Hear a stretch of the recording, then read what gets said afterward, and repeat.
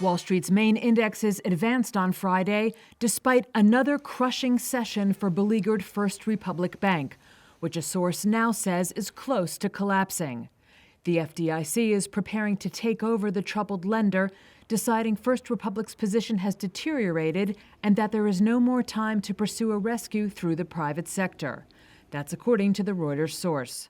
Shares of First Republic shed more than 43% during the regular trading session. First Republic and FDIC representatives did not immediately respond to requests for comment. First Republic would be the latest regional bank to fail after Signature Bank and Silicon Valley Bank due to a run on deposits. The broader banking sector, however, saw some gains on Friday, as did the broader market.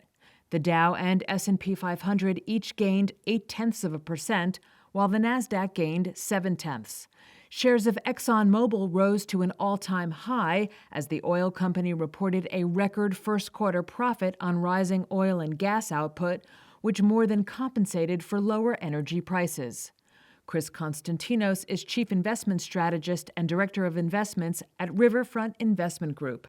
With the oil majors, our thesis has been that, these companies don't need oil at $80 or $90 a barrel to be economic.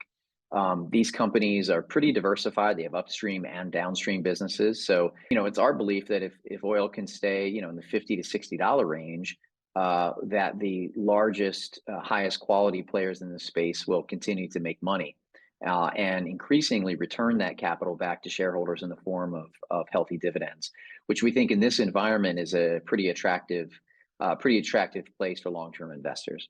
Shares of Intel rose as the once dominant chip maker showed signs of a turnaround after ceding market share to rivals and struggling with low margins.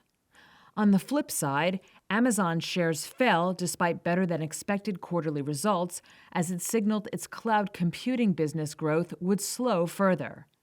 Data on Friday showed that underlying inflation pressures remain strong, feeding expectations that the Federal Reserve will hike interest rates by 25 basis points next week.